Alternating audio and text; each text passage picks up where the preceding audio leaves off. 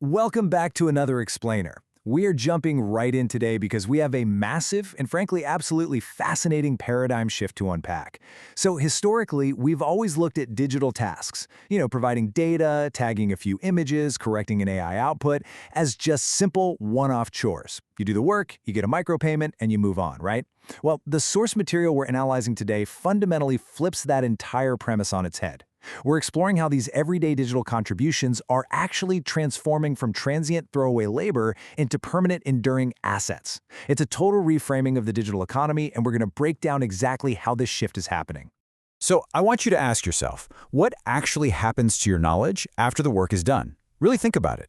When you submit a piece of data or share a highly specialized insight into a system, where does it go? In the physical world, if you sweep a floor, the floor inevitably gets dirty again. That labor is completely consumed in the moment, but in the digital space, the lifespan of your input is radically different, and we rarely stop to consider the permanent reality of what we're actually building when we feed our knowledge into these systems. Section 1. Knowledge outlives the work. Let's really process this idea that a verified annotation today helps train models years later. Now, an annotation is essentially just a label. Think about verifying an image of a bicycle to prove you're human in a CAPTCHA. You do it today, and you're done. But that verified data point, it goes straight into a foundational data set. Because it's verified, it becomes this ground truth benchmark. So 2, 3, maybe even 5 years from now, a completely new autonomous vehicle algorithm could literally be trained using that exact same data set. Your single 5-second moment of work today becomes a permanent structural beam in the architecture of future tech. It doesn't just vanish, it's actively compounding its utility over time. And this scales up so dramatically when we look at corrections.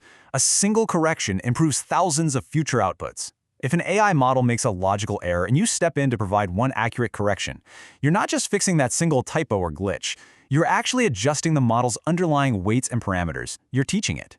And because these systems operate on a global scale, that single correction you made ripples across the entire network. The system is now going to generate thousands, maybe even millions, of better, more accurate outputs for people all over the world, all tracing back to your one-time intervention. But the absolute highest value lies in specialized insight. We're moving way beyond basic data tagging here. When you inject deep, specialized knowledge, say an expert interpretation of a complex medical or financial data set, that insight literally becomes part of the system's core intelligence. Long after you've clicked submit and logged off for the day, that system is out there actively using your specialized insight to solve problems, generate revenue, and create value for end users. Your knowledge is working the night shift, even when you aren't. Okay, let's pause for a second. If your inputs have this massive shelf life, if they train models years down the road, improve thousands of outputs, and continuously create real-world value, is it still logical to call this labor? Treating these incredibly long-lasting, compounding contributions like standard one-off transactional gig work just doesn't mathematically or logically make sense anymore. The old definition is completely out of sync with the new reality of the work. Which brings us to Section 2, labor versus capital.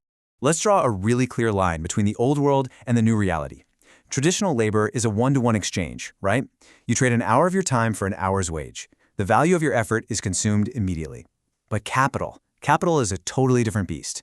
Capital is an asset, like a piece of factory machinery, a patent, or a financial investment that holds enduring value over time.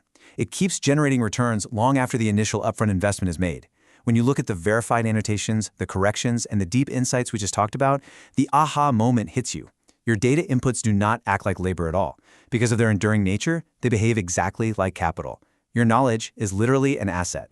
Section 3, the Codatta Shift. Now here's the big problem. If our knowledge is actually capital, our current digital infrastructure is completely unequipped to handle it. Our current systems were built for that old labor mindset, designed specifically for one-time micropayments. We desperately need an evolution. And this is exactly where Codatta steps in. Codatta, specifically their platform at Codatta_IO, is actively building the underlying infrastructure for this exact shift. They realized early on that you simply cannot treat digital capital with legacy labor tools.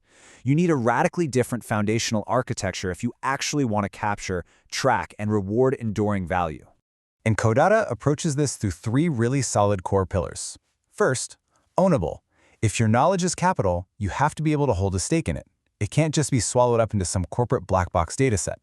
Second, Traceable. For knowledge to act as capital, there has to be a rock-solid, verifiable record. The system needs to prove that a specific correction originated from you, even 5 years later. And third, and this is the real game changer, connected to outcomes over time. This means that as your data continues to train models and generate value in the real world, the system is hardwired to link that ongoing success back to you, the original creator. By making inputs ownable, traceable, and connected, Codatta is taking this highly abstract economic theory of knowledge as capital and turning it into a concrete working reality. Section 4. Rethinking knowledge payments. I really want to reiterate this powerful core thesis directly from the source text. Knowledge continues generating value after the work is done. Seriously, let that sink in.